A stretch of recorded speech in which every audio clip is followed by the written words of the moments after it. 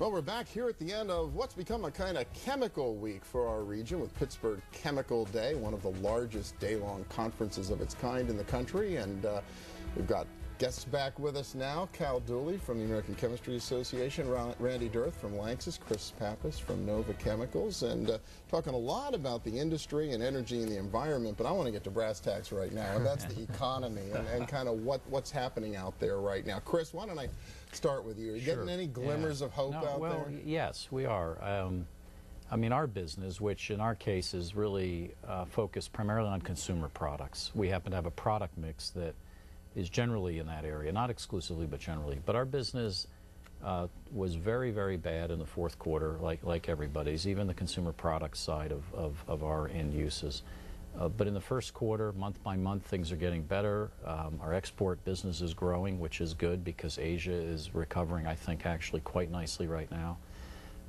But you know, domestically, we see things getting better month over month. Not great yet, but in fact, getting better incrementally month by month. So, you know, keeping our fingers crossed that we've gone through the bottom and are kind of bouncing along and beginning to see some up signs. Randy, from the LANXESS perspective? You know, pretty much the same thing. We're a company that's very heavily into automotive and construction, so I think that says it all right there. Yeah. But January, February, March were very slow for us. In fact, we estimated our demand was down about 35%. But April showed a little bit of hope, a little bit of glimmer for us, and we'll wait to see if that's sustainable. But it's tough out there. Cal, you must be talking to companies all across the country about these issues. Well, it's very similar to what Chris and Randy have indicated, that there's a marginal improvement, but at least the trends are going in the right direction. But my job in the American Chemistry Council is to ensure that there's public policy that is implemented in this country that allows us to continue to grow and create jobs, and that's what we're trying to do with climate change policy, energy policy in Washington. To help this accelerate faster, well, the stimulus obviously was intended to do that. Is that going to be an important factor in the chemical industry? Yeah, it is going to help, and I'll let Randy respond to this. Well, I was looking at that last week, actually, and I estimate there's about $60 billion out there for companies to develop higher technology, greener buildings, for instance. Weatherization, you know, chemistries and products that will help with weatherization type techniques, as well as alternative fuels. So the chemical industry, I think, needs to get together, and we as companies need to really focus our efforts and our people. How do we get into that? We have the solutions. It's matching the solution truly to the need out there, and there's lots of needs. You can't find a chemical company that isn't involved in some form of energy efficiency, green chemistry. The alignment is just really astounding in terms of what chemicals can bring to that whole trend. You know, back to the stimulus, we think it's been a positive step. We think, on the other hand, you know, some of the things going on in the budget process right now are going to be quite detrimental to not only the chemical industry, but I think industries and manufacturing in general in North America.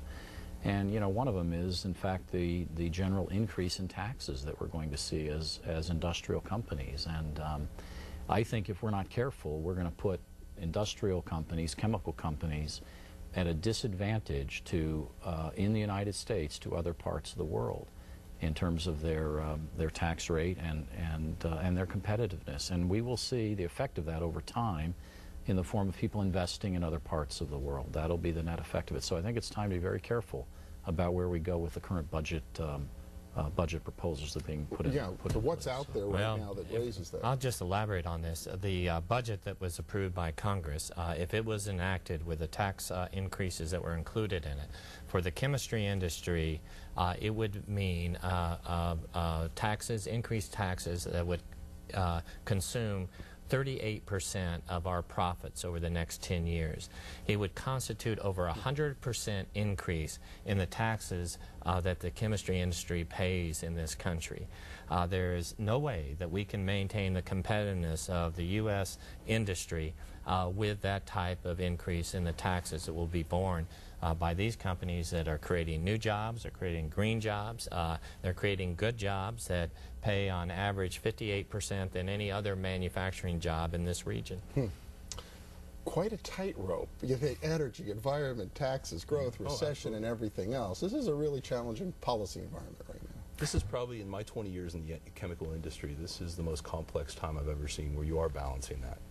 And I truly believe that by having an association like the American Chemistry Council coming together as CEOs in our regions throughout the United States, I think we can tackle these issues and come to some great solutions. All right. Well, appreciate your time Thank you. and all the information. Cal Dooley from the American Chemistry Council, Randy Dearth from LANXESS, Chris Pappas from Nova Chemicals. Thank you, Bill. Thank you. Nice to be here. And next up, from chemistry to the frontier of another science, supercomputing. All of it right here in our region. Stay with us.